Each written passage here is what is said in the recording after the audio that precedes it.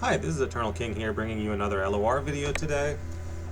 Yeah, we are back at LOR, and there was one conversation topic that kind of came to mind that is still left to explore with this game. And it really is, what are the best decks in LOR history? You know, past, present, future kind of thing. What are those best decks? Part of it in terms of the criteria I'm going to use to rank these will be universal format application. So, for example, Azir Aurelia, it's very hard to say that Azir Aurelia is not the top deck in LOR history, past, present, and future. Um, when it is currently ranking both 55% win rate in standard and 60% win rate in eternal. So like it is a universal LOR format deck. It does not matter if it's standard, it does not matter if it's eternal. It is currently universal format applicable for getting you to masters. And if you want, you can get to top 100 masters in both formats using Azir Aurelia. I had said a long time ago, back when the last real set came out for Azir Aurelia, that Emperor's Army is the best thing that's ever happened to the deck, and I kind of stand by that. If you know how to cash out on Army Phase 3, you are basically winning both Standard and Eternal. If you know how to profit off of Aurelia to the maximum degree, in terms of turbo leveling her and using her blade surges to swap in for lethal and all that stuff, you are winning both formats. If you know that Defiant Dance is like one of the best bounce cards in LOR history, you are winning both formats. That is really the case overall. And again, just like top tier plays, how to profit off the husk you get off domination, how to maximize Desert's Wrath value. It isn't overly complicated in terms of, Azir Aurelia. Now, obviously, this is the standard version. That's why I'm running things like lead and follow, because that's kind of what you have access to. There are better optimizations in the Eternal version. Things like Shaped Stone, just being like a one mana combat trick, because Eternal's all about tempo. So just say, someone tries to Mystic Shot your Aurelia when she comes down on 3, she banks 1 mana, you can have Shaped Stone always open to protect her against a potential Mystic Shot. It just turns out that that's very good. It's very good for tempo. To have a 1 mana, potentially push lethal or protect a champion or whatever the case may be. So just that card alone, being an Eternal, is very good.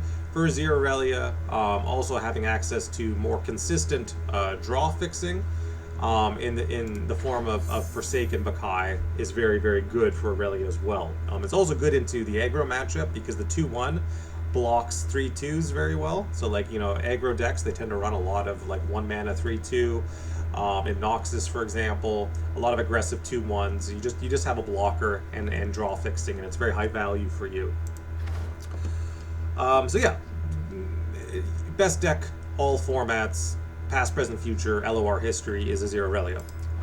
The other deck that is, best universal format deck, past, present, future of LOR history is going to be Annie Jin. So Annie Jin, long time been the best tournament deck in LOR history. It wins more. Back when the LOR tournament scene was, real, it was a thing. Annie Jin would just dominate because people who were just very, very good at the high skill Jin plays were very hard to stop. Functionally speaking, just the stuns and the burn and the combination of the two being very, very overwhelming when a good player was piloting the deck. I'm not the best Annie Jin deck, it's not my favorite deck, but people who play this deck well, play it so well that it is, again, an absolute terror. Like, you'll just be like sitting there watching the game unfold instead of like being an active participant, essentially. Annie Jin has like an infinite skill ceiling. It's very, very good aggro deck. And it is, yeah, so Azir Aurelia, number 1, top universal LOR deck, past, present, and future. Annie Jin, number 2, universal LOR deck, past, present, future. And if you want, you can swap those two. They're very close. So those are pretty no-brainers in terms of like the 2 decks you need to play. You need to understand how to play, and you need to understand how to counter. Moving past that, it gets more situational, right? You could have a top deck in one format, but it won't be a top deck in another format.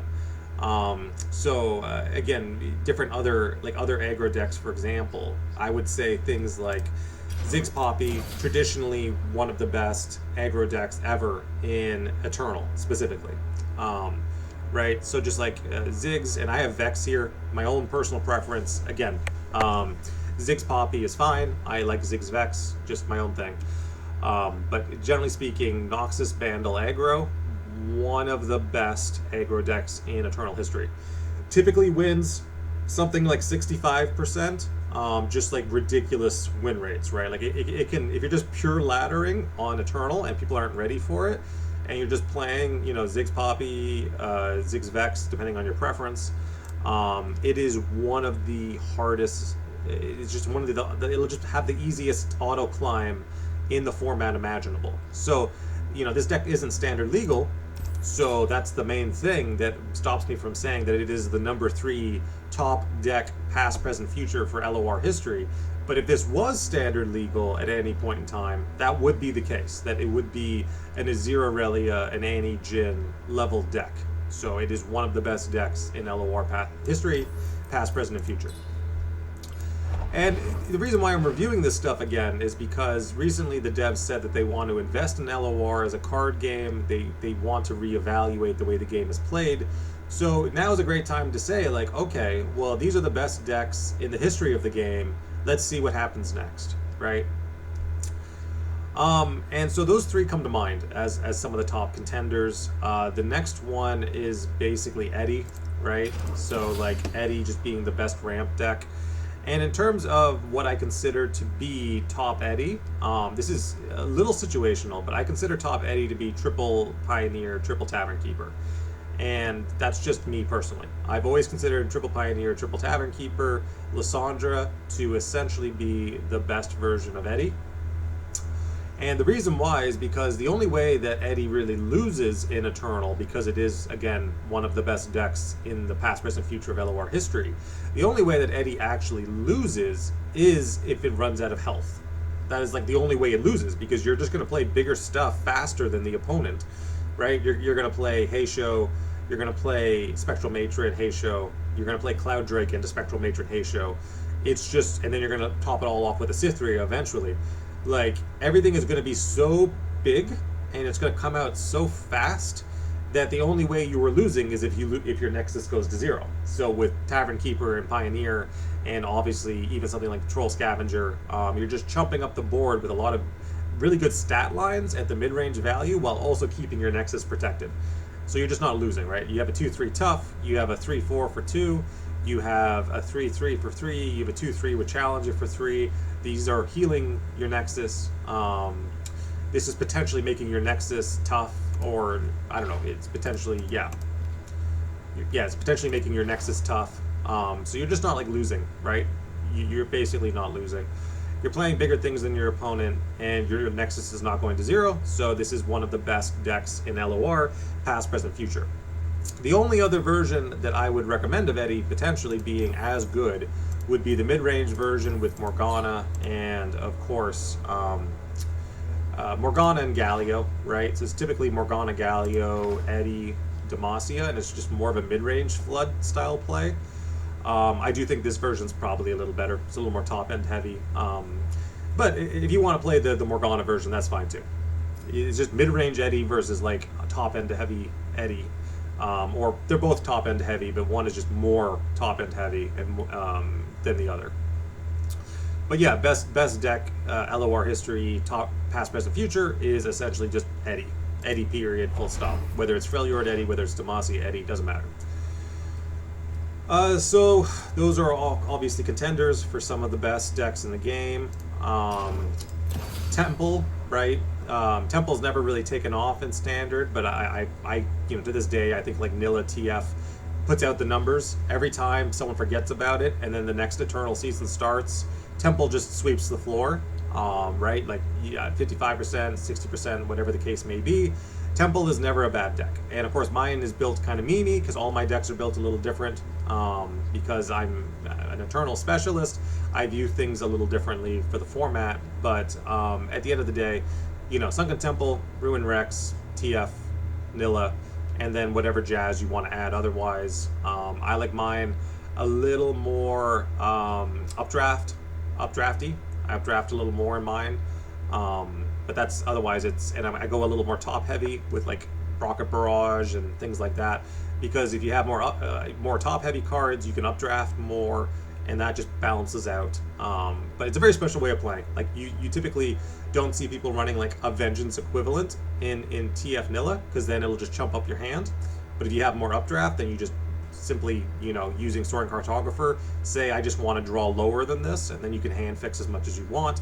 There's no challenge there. Also, Candle of Prayer, more updraft. So like anything big that goes in your hand when you don't need it, you just updraft out, recycle it into your deck, and then just keep playing the game normally. This is my preferred way to play Sunken Temple. It's a little more MTG style, where it's like, yes, you have big silly cards, but then you can just draw fix them out of your hand when you don't need them.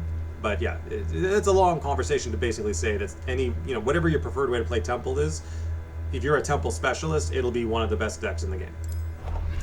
That's probably my contender for top control deck. Like if you look at the stats for Darkness right now, Darkness is winning like 40% of games. Temple is winning like 55-60% of games. Probably the top control deck in the game, just generally speaking. Other contenders for top decks in the game, it is more aggro, so like Pirate aggro, right? Pirate aggro typically wins whenever it's legal. In Eternal is always legal, but it generally wins 60-65% of games. Pirate aggro, one of the best decks in the game. Just past, present, future. Discard aggro, right? You can do Draven Rumble, or you can do Jinx Draven. Doesn't matter. Some version of discard aggro is typically winning like 55-60% of games, whatever the case may be. It doesn't matter how many, and when I say like universal best decks ever for LOR history, really what I'm referring to is longevity. We are up to, LOR is not a new game. It's been around a long time. There should no longer be debate surrounding what the best decks and archetypes are in LOR. If you have been in the scene as long as I have, you know that like Pirate aggro has been one of the best decks since Rising Tides came out. It is still one of the best decks today. The same thing with like Gangplank Sejuani. Gangplank Sejuani, like one of the best mid-range decks when Rising Tides came out, and it's one of the best mid-range decks now. It is therefore is one of the best universal LOR decks, past, present, and future.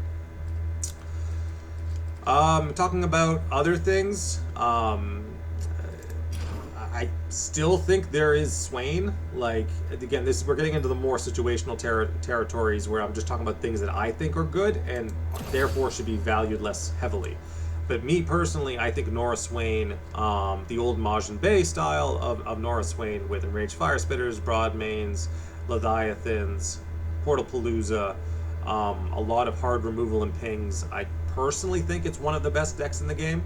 But it is a specialist deck. It is one of those things where it's like, it's only the best deck in the game, assuming there are players left in LOR that can still pilot it properly. And therefore, it's a harder recommend for me. Like, Majin Bay steps back into the scene, he starts playing Nora Swain again. He immediately hits 60% win rate in Eternal with it, and it's like, yeah, okay, it's one of the best decks in the game. Past, present, and future. But, obviously not standard legal, and obviously not really having anyone left in the scene that knows how to play it properly. Also, Eddie being a problem, because at the end of the day, the way that LOR is built, it is easier to play stuff than it is to remove stuff. So Nora Swain struggling a bit into Eddie. I could see that being problematic. Other things that are worth talking about, just because they've been around a while, like it's worth talking about Rise. Rise is doing, very badly right now in the LOR scene. It is currently ranking at about a 43% win rate in Eternal, but it's one of those cases where even more so than Nora Swain, there's no one left around that knows how to play Rise. So, for example, one of the best cards added to Rise was Steel Gale.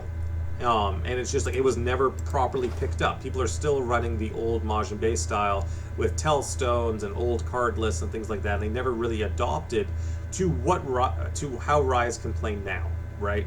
So like, they never adopted Capsize formally, and like Capsize is a really good card for Rise. They never adopted Steel Gale. They never really considered something like Gruesome Theater.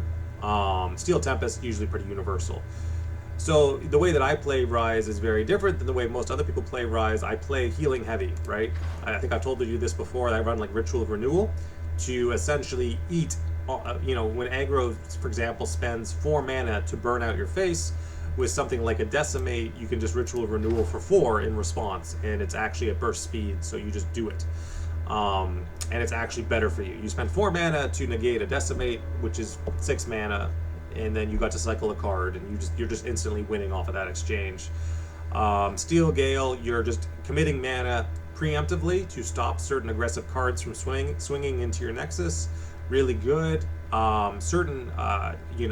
We call them like snowball-y cards. There are certain cards that just generate value off of swinging, and they cost very little mana, and so you can bounce snowball-y cards for 2 mana.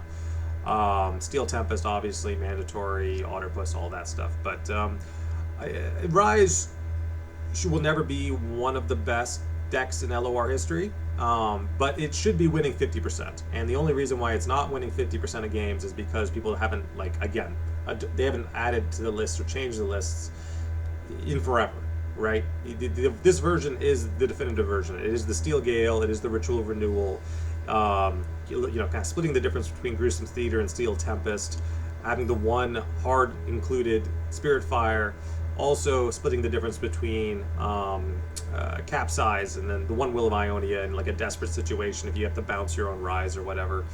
Obviously Capsize being slow speed, Ritual Renewal, Will of Ionia being fast speed. Homecoming's obviously the bread and butter card of the deck. Everyone knows you need this, but the other bounce and stun tech people tend to get wrong.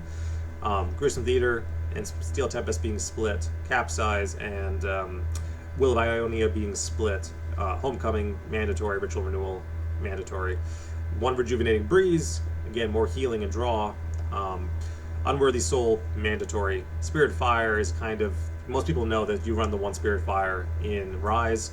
You run it as a Tellstone. I'm just like hard committing. I just know I want the Spirit Fire. But otherwise, yeah, pretty straightforward. Eye of the Dragon, Claws, Trinket Trade for the Otterpuss, all that good stuff.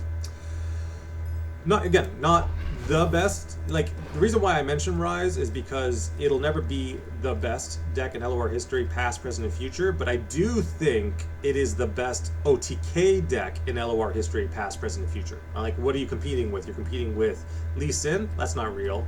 You're competing with Fiora? That's not real. You're competing with Tom Kench? That's not real, right? Like, these decks, Rise is better than those decks. In terms of OTK decks in LOR history, Rise is the best, because again, there's no competition. It's Bandle Tree, which might be good as well, but it's like Bandle Tree, it's like Healing Fountain, it's Fiora.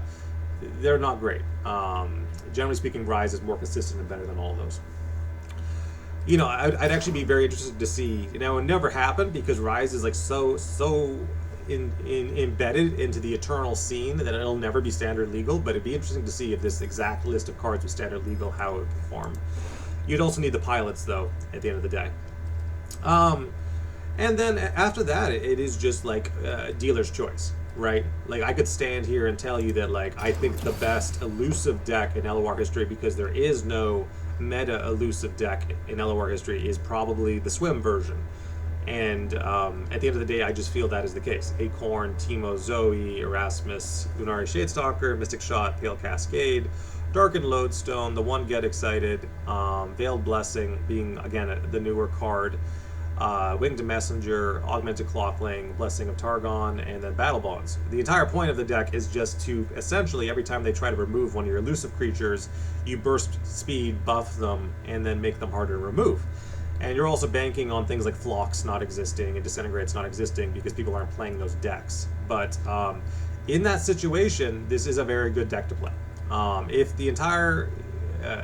it is also, conveniently a Eddy hard counter, which is the main thing I like about it, is that because all of your creatures are elusive and everything that the Eddy player is doing is just playing big stuff that is typically speaking, they don't have a lot of great ways to interact with you. Just like period, full stop, they don't have a lot of good board interaction. Typically what they have is they have, mid-range chumpers, it's like Tavern Keeper. They can try to drag one of your elusives with a 2/3, but as soon as they drag it with a 2/3, you just Veil Blessings and you win the exchange. You just, yeah, they don't have much direct interaction. They have a lot of chumpers and ways to block up the board, but then everything you play is elusive and it's big. So unless they have a lot of like Frostbites and things like that to stop you from swinging into their Nexus with big elusives, they're probably going to have a hard time. So I do like this deck as just like, keep it in your back pocket, keep swim elusives in your back pocket. It's always there, it's always relevant for the format. And it's just a great way of essentially throwing off Eddy players. It can, that's the main one, is just like the Eddy counter in your back pocket. But that is the best elusive deck in the history of LOR. But yeah, increasingly we get into situations where things are more situational, right? Like I could say that like Nocturne Fearsomes is an okay, pretty good long-lasting deck in LOR history. It does one thing, which is play fearsome units that require very specific blockers and very specific removal options. But yeah, fearsomes, being pretty good. This is actually Darkness, which was at a certain point in time a universal 55% win rate deck. Sorry, not Darkness, but Diana, right? So Diana, Nightfall, right? Diana Nightfall at a certain point was a universal format deck at around a 55% win rate. It was pretty good. Obviously, more popular use of Nocturne is Fearsome Aggro, which is probably the better deck, to be honest. But it is a universal, good LOR deck, past, present, future, is just Fearsome Aggro. Just period, full stop, Fearsome Aggro is pretty good. Nightfall's not bad, but Fearsome Aggro is definitely better. So that really is kind of the face of it, right? Where it's like you have your really good aggro decks, and they're like the best aggro decks that have ever existed. And you have like your really good combo decks, and it's like the best combo decks that have ever existed in LOR history. And then you have like your top mid-range decks, and they're like the best mid-range decks that have ever existed in LOR history. And then you have your top control decks, and they're like the best control decks that have ever existed in LOR history, like Karma Set, is also a really good kind of combo deck. And then you have, your control decks, and it's like Nasus Control and Temple Control, like the best control decks in LOR history. This stuff is just transcendent. It is some of the best things the format, any tournament setting, any ladder setting, just like universal good LOR stuff. While of course we have bled a lot of players over the course of the game, a lot of people have left. Increasingly, people should be just like very down to earth that these are some of the best decks. Like there's just no longer room to argue that like 65% win rate Ziggs Poppy is one of the best Eternal decks and always will be. There's very little room to argue that like Eddy is one of the best Eternal decks in LOR history. It's very hard to argue that Azir Aurelia is not only one of the best Eternal decks in LOR history, it's also one of the best Standard decks in Standard history. It's both. It's very hard to argue that Annie Jin is not both the best Standard, the best Eternal deck, and the best tournament deck in LOR history. It's very hard to argue that, because all of those things are just inherently true, So yeah, that was just a little bit of insight into these decks. I know that people like when I share deck codes. I would assume that this stuff is common knowledge. You shouldn't have to look hard to find Annie Jin. Again, top tournament deck, top standard deck, top Eternal deck, you should be able to find an Annie Jin list. You should be able to find an Azir Aurelia list. Some of the other stuff for Eternal, maybe more obscure, discard aggro, a little harder to find. You'll probably never find a proper Nora Swain list right now. Just like universally speaking, you're not finding Nora Swain because we have a really bad short memory when it comes to LOR. Everyone else does. I don't. I remember everything from the beginning of the game till the end, because at the end of the day, things don't change that much. Like I said, I mentioned Gangplank Sejuani. If you're a Gangplank Sejuani player from when Rising Tides came out, you're a Gangplank Sejuani now in Eternal right now. There's not really any difference. So I understand why the player base is falling off. It's probably very frustrating to essentially be playing LOR right now and just be like, oh wow, that Azir Aurelia deck sure is good. And it's like, yeah, we knew it in Eternal. You know, we've known every single season in Eternal that Azir Aurelia is a 60% win rate deck and is always one of the best decks in LOR history. But then you come to Standard and you're like, oh shit, wow, this deck is also putting out numbers in Standard. So it just turns out that the best Eternal players are also some of the best Standard players now. That must suck. Like, that must be really frustrating. But at the end of the day, that was kind of always the case. There was never really a time when Standard and Eternal were different formats. Like, I hate to say this, like, but it's kind of true. The only thing that Standard could do to stop Eternal players from walking all over both formats is restrict the card pool so that the cards that are the best in the game are not playable. That was all that could ever be the case. Like, when I think of like the typical Standard deck, like the absolute, you know, prototypical Standard deck, I think of something like Lurk, right? If you restrict the card pool of LOR enough in the Standard format, Lurk can be one of the best decks in Standard. It's just by essentially taking all the stuff that's better and removing it from the game. That is the way that Lurk becomes the best. Like, I can't say that Lurk is the best deck in LOR history. I can't say that. Right now, assuming that it is existing alongside other cards, it is winning around 52% of games in Standard. It is winning less in Eternal. It is not one of the best decks in LOR history. It's just not. But if you get rid of all the competition, then it is one of the best decks in Standard. It's just about card pool at the end of the day. But yeah, if you're a Lurk enjoyer and you're like, I based my entire Standard laddering career off of Lurk, you know, you're gonna have a bad time right now because Azir Aurelia is just better than you. Like, I'm sorry, but that's the case. The other deck that I'm thinking of is like Ashe, right? So like Ashe Frostbite. There are times in Standard where like Ashe midrange Frostbite is like one of the best decks in Standard, but you put it in Eternal and it kind of sucks. And then you also, you know, put it in Standard, but then the best Eternal decks are Standard legal and it kind of sucks. It just depends on card pool at the end of the day.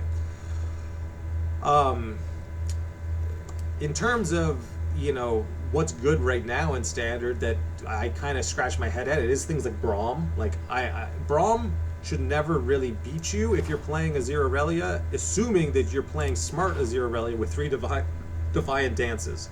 People all the time try to play Braum into Azir Aurelia, and it's just a case of like, well, if Braum is popular, just run 3 Defiant Dances, and then Braum is no longer an issue. He comes down, he tries to drag something, you bounce it preemptively, and you get a free attack. And then they've already lost at that point. Typically, the Braum player does it again, you do another Defiant Dance, and then the game's over because you've just been leveling your Aurelia and your Azir, and you're getting free tokens, and their Nexus life is going down, and your sparring students are getting bigger, and all that stuff. Yeah, you just play Defiant Dance twice, and the Braum deck loses. Usually, generally speaking. So like, I'm not going to sit here and be like Braum's the best deck in LOR history. It's not. It's not the best deck in Standard. It's not the best deck in Eternal. It has very specific anti-Aurelia applications, and that's about it. Yeah, so again, hopefully that snapshot was fun. You know, I'm always happy to chat about LOR as a card game because it doesn't really go anywhere, right? Like, players can leave, it can get less popular. The people, you know, deck knowledge can fade, format knowledge can fade, archetype knowledge can fade, but the game doesn't go anywhere. And I'm always here and happy to talk about, like, you know, the longevity of LOR as a card game, what I think people remember, what I think they've forgotten, and, you know, basically the best decks that will exist in the game forever. This is Eternal King, signing out.